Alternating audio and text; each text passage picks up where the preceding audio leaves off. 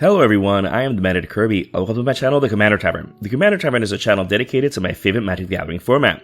The Brewery is a series on this channel showcasing my spicy brews under the deck text. On this episode of The Brewery, I'll be discussing my take on a new commander from Final Fantasy, Vivi Ornitier. If you like this deck or any of the cards I'll be mentioning throughout the video, please consider using my TCG Player affiliate link when purchasing those cards. You can find that link down in the description. It'll really help out the channel and no extra cost to you. But the very best way you can help support the channel is with my Patreon. There are plenty of perks for being a patron, such as early access to certain videos, exclusive deck text, gifts, and more for as little as $1. You can also become a channel member for just 99 cents. Show off your support with a logo next to your name and exclusive emojis. Or you can always just support my channel for free by simply liking, subscribing, and sharing, which also helps out a lot. I put out a video every Monday, so you don't want to miss out. You can join my Discord server for free if you want to join the Commander Tavern community. All pertinent links are down in the description. Alright, let's get back to the episode. Vivi is a 0/3 wizard for 1 generic, 1 blue, and 1 red. For free, you can add X mana in any combination of blue and or red to your mana pool equal to Vivi's power.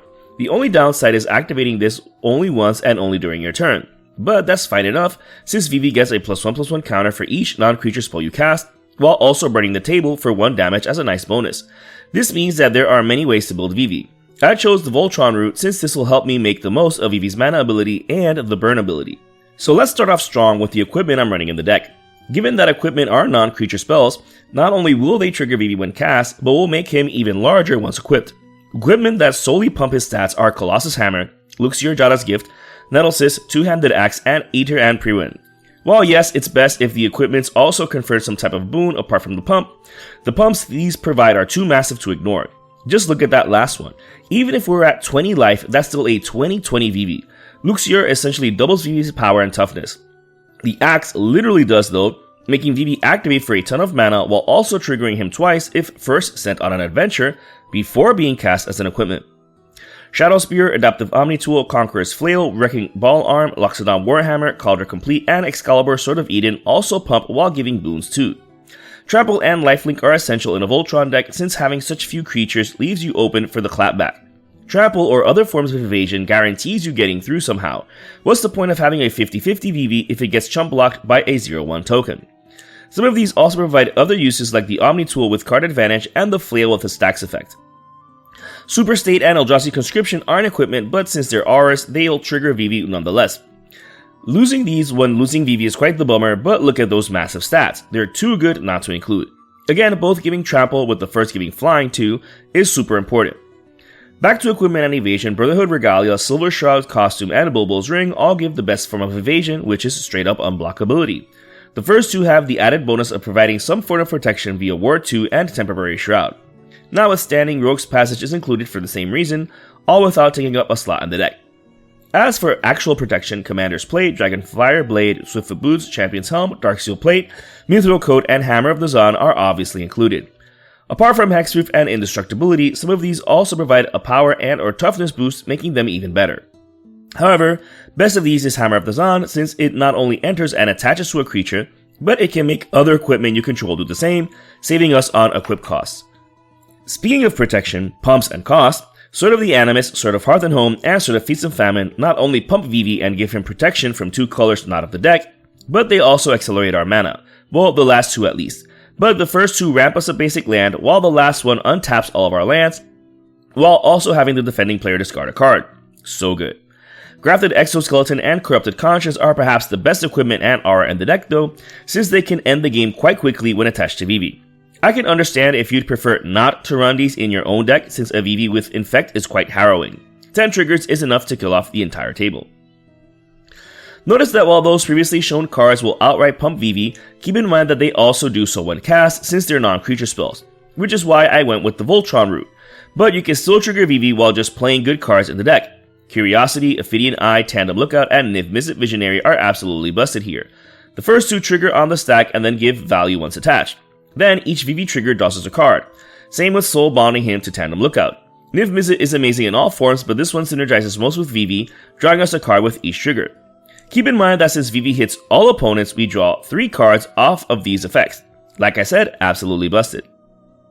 Jorah the Light Captain and Vedalken Archmage provide more humble card advantage by triggering off of artifacts being cast. That being said, Jorah will trigger more often, triggering off of legendary spells too. Forensic Gadgeteer also provides a form of card advantage in a similar vein, but by creating clue tokens instead. That requires paying 2 mana to then draw the card, but keep in mind that the deck is running Adaptive Omnitool and Nettle Cyst, while also, like us, having a ton of clues. And anyways, we can crack them with Vivi's ability, no issue.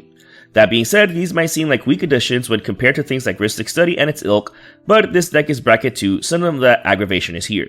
But you can definitely run them if you like and build Vivi in a much higher bracket. Artist Talent can also draw us cards with a similar trigger, but it's more of a loot effect. However, that's not all it does here. Level 2 helps reduce the generic cost of non-creature spells, which is amazing here. Level 3 increases the amount of non-combat damage done. In other words, this is the best class card for Vivi since all levels are relevant. Don't sleep on this one, especially since it can also accelerate how quickly we win by Vivi triggers alone. Just like Ojeda Chenille Deepest Might. Maybe you can't get through a player's pillow for it. Don't worry, just equip Ojeda Chenille with those massively pumping equipment. Then, anytime you trigger Vivi, you deal a massive amount of damage to the table. If that wasn't all, Ojeda Chenille is very difficult to remove outside of tucking or exiling. Back to drawing cards, Valakut Awakening and Seagate Restoration can draw us a ton of cards all without taking up a slot in the deck, if you aren't greedy and play them as lands if you miss your land drop. The second one in particular is great because we can get an emblem type effect where we have a limitless hand size for the rest of the game. This is key, which is why the deck is also running Reliquary Tower, Thought Vessel, and Decantler of Endless Water. This deck docks into a ton of cards, so keeping a fat hand is crucial, especially since you might be able to cast most of your hand with a large enough Vivi.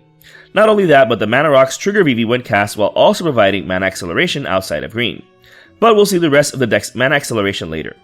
Speaking of casting your entire hand, you'd be surprised just how easy it is to cast Omniscience with this deck. 10 mana? That's nothing. If by turn 5 you have 5 lands and a 5-powered Vivi, you're set. This might make some players salty and draw hate from the table, but usually dropping this along with ways to draw cards and use essentially one. Naturally, the deck's interaction will also trigger Vivi since they're either instants or sorceries.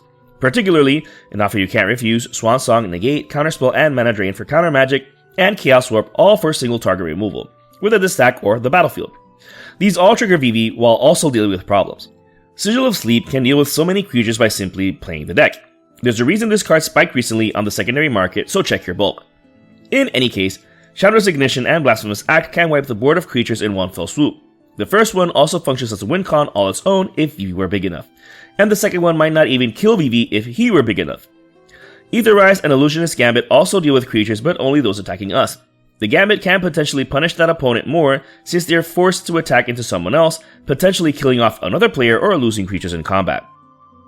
Kazul's Fury, Sinkin's a Super, and Sundering Eruption don't take up slots in the deck for being MDFC lands, so long as you aren't greedy and play them as lands if you miss your land drop. Best of these is the first one if it's down to just you and one other opponent. You can eliminate one opponent in combat, and then the last one in your post-combat main phase. Speaking of spell lands, Jidur Aristocratic Capital and Lindblum Industrial Regency are included because not only do they not take up a slot in the deck, but unlike an MDFC land, we can actually play these as both, since you can cast the Adventure to trigger Vivi, then play the land from exile all on the same turn. The deck doesn't have any other mill effect or synergy, but I'd be lying if I said it wasn't fun to cast Overture with little to no effort, aggravating that opponent who hates mill.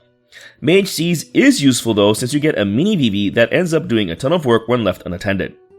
Back to interaction, Ugin Eye of the Storms does an insane amount of work in the deck.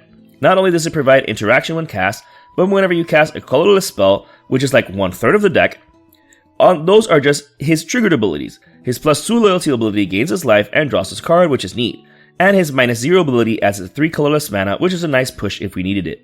However, his ultimate is absolutely insane here, free casting all of the colorless spells in our library. This can be done on the 3rd turn after casting if we manage to protect him.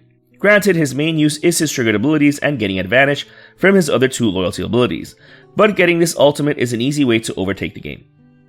Slip Out the Back, Vanishing, and Ripples of Potential help us protect Vivi from interaction and anything attached to him. Keep in mind that when a permanent phases out, anything attached to it also phases out. So if you have a ton of equipment attached to him and someone overloads Vandal Blast, or chooses all modes with Farewell, we can just phase out Vivi to at least protect those permanents attached to him. Mistrise Village protects in the form of making the spell uncounterable. Nothing would suck more than having a previously mentioned protective effect get countered by opponents ganging up on you. So being able to make sure you really protect Vivi is key here. Plus, it doesn't take up a slot in the deck. Speaking of blue utility lands, Mystic Sanctuary is obviously included here. Being able to recover a counter spell, phasing out a spell, or a game-ending spell like Chandra's Ignition. And you already know the pro gamer move of fetching for it at instant speed in response to drawing a card with 4 of the deck's 7 fetch lands. Speaking of fetching lands, the deck is running Wayfarer's Bauble and Navigation Orb as part of the land-based ramp effects. Non-green decks can't be choosers, but at least we have enough to make do without relying on mana rocks. Granted, Soul Ring is the only other mana rock along with the limitless hand size ones.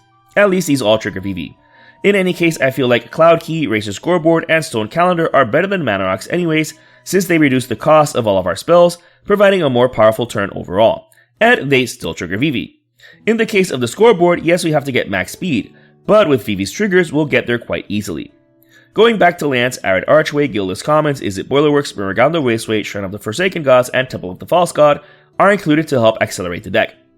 Not that it needs a lot of acceleration, but in the early game, Vivi won't be that powerful, so having lands that could tap for double mana can help out a lot. You could include Ancient Tomb if you wanted to, but if you did so, it would no longer be Bracket 2. I feel like a Soul Ancient Tomb making your deck Bracket 3 is a significant weakness of the bracket system, but that's a topic for a different video and time. In any case, the bounce lands are great to recover the MDFC lands if we wanted to later play them as spells, or to reuse the adventure lands, or re-trigger something like Mystic Sanctuary. So they're still useful here. The deck is still running Molten Tributary, Steam Vents, Thundering Falls, Voltron Fjord, and Command Tower along with 4 of each basic land to make the most of the basic land ramp effects in the deck. So don't worry too much about having so many weird lands in it. Recall that, as with all of my deck techs, you can build your mana base according to your budget. Whether you want to include more expensive cards or even cheaper cards, you do you. Also, the deck is Bracket 2, so that's something to consider. This brew is just an idea of how to build around a Vivi Ornitier. While he is definitely a commander with so many different ways to build around, I decided something slightly off the beaten path with a strictly Voltron build. That being said, you could have gone full Spellslinger with a bunch of other effects that ping the table for casting non-creature spells, etc. Now, if you're interested in the deck list of this spicy brew of mine, you can find a link to it down in the description. I would like to thank all my patrons for supporting me, and a quick shout out to all my higher tier patrons, the brewers, for their patronage. I'd also like to thank anyone using my TCG Player affiliate link. That also helps out the channel. I also want to thank any channel members. Your membership is greatly appreciated. And to everyone, thanks for watching this episode of The Brewery on the Commander Tavern. I am the Man at Kirby, and happy brewing.